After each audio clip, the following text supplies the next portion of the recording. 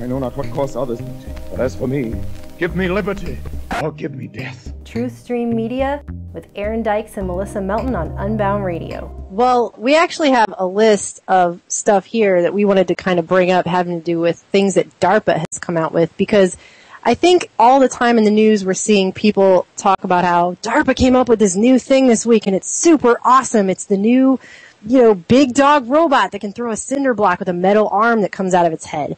Who needs that, by the way? And so they're all the time coming out with these robots and things, and it's talking about how trendy and super cool it is. But we wanted to actually talk about some of the other stuff they're doing. And then as we're mentioning these things and talking about them, think about them all together. Think about how these interact with each other and how that affects us.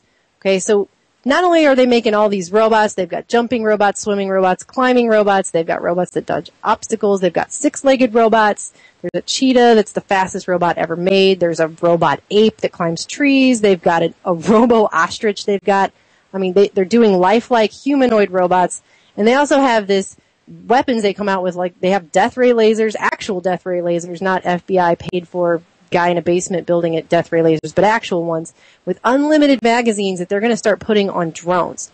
But here's some other stuff they're also doing that you may or may not be aware of. This story also came out. They were hacking into a squid's central nervous system.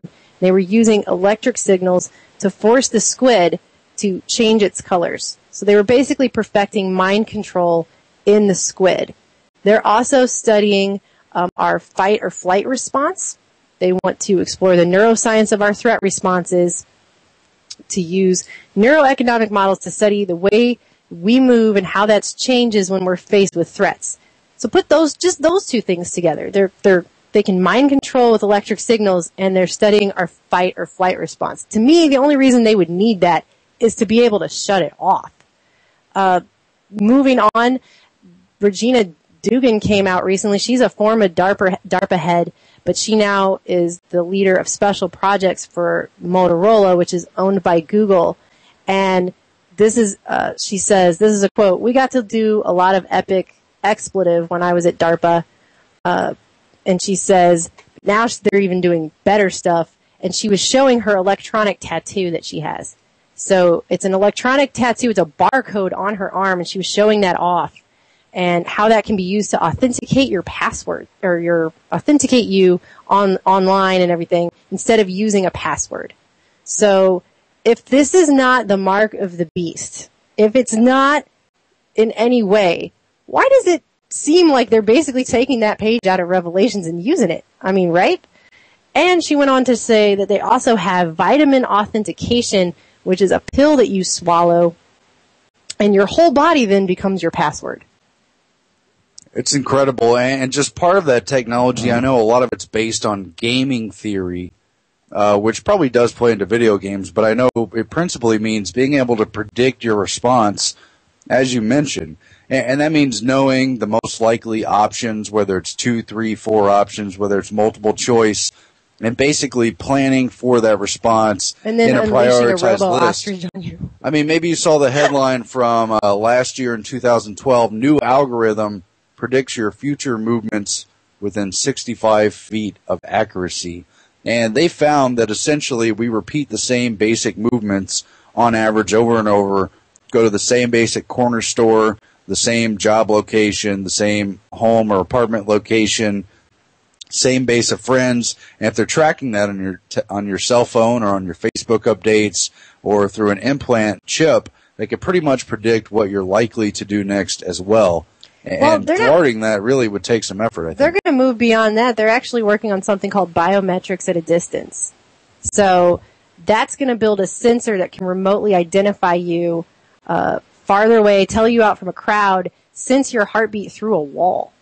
I mean, that's beyond just censoring you. But, yeah, I mean, this list, I don't even know what I should get to next. There's so many Did you talk horrible about the things internet on yet? I'm not to that part yet. Oh, yeah, they want to, let's see, what was that? They're going to learn to control a rat's brain over the internet. Actually, they already have. It says the government mind control may not be as far-fetched as it sounds. After 15 years of research, they found a way to transmit information from one brain to another, thereby controlling the thoughts of the test subjects. And I was just going to say, admittedly, back to 1966, the very beginning of the Internet was an actual DARPA project. From the beginning, it was a Department GPS, of Defense application. And you say, oh, I heard about university academics being the start of the Internet. They're under the Department of Defense. They're getting paid by them. And this is called BrainLink. Back at Unbound Radio, I'm your co-host, Melissa Melton, here with Aaron Dykes for True Stream Media. And I just want to paint this picture for you, Aaron. I was talking about some of the things DARPA did before the break, and I'm getting ready to play those into an even creepier picture. Now, this is something that Obama announced, the BRAIN Project. It's the brain research through advancing innovative neurotechnologies. It's an initiative that he gave $100 million to in his fiscal 2014 budget, and he announced it at the April State of the Union address. But this basically will produce pictures of your brain showing how individual brain cells and complex neural circuits interact at the speed of thought, and explore how the brain records, processes, uses, stores, and retrieves vast quantities of information, and the links between that and between brain function and behavior. And DARPA is actually working on that. And at the same time they're working on that, they're working on building robots with real brains in a different project called the Physical Intelligence Program, which is basically a Pentagon-funded team of researchers that have constructed a machine that would allow robots to act independently. And one of the guys on the thing says it's going to be looking and thinking like a human brain that they're going to put into a robot. So it goes right back to Kurzweil that we talked about last hour. So they're controlling rats' brains. They're checking out fight or flight. They're on a program right now that's President Obama's funding $100 million to, having to do with how our brains work, while simultaneously at the same time building robots that function with real brains. And then all of that you have, remember the movie Avatar with the blue people? Oh, yeah. Remember that? They actually also have a project, and they have creatively called it Avatar, where it's basically the same as the movie, but with robots instead of aliens. And the goal is to develop interfaces and algorithms that enable soldiers to effectively partner with semi-autonomous bipedal machines and act as soldier surrogates. Two-legged robot destroyers, pretty much Terminator. In fact, a lot of those movies, James Cameron and Bond, are really what we can only assume are predictive programming to get the population used to those coming trends, because movie after movie comes true, and we'll probably read off some of those next time. We're going to do that next time, yeah, definitely. Well, it's funny you say the predictive programming, because here's the final piece of this DARPA puzzle. This is also what they're working on. It's a program called Narrative Networks, and it seeks to master the science of propaganda.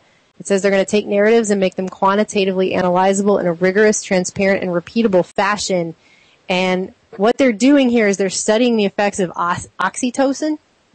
So that's basically considered a love chemical. And the role of that in human thought process is being studied, and this is a quote, in an effort to enhance public messages from the U.S. military. So we're not talking about just any propaganda here, people. We're talking about high-tech, chemically enhanced, biochemically enhancing us to basically be more susceptible to government lies.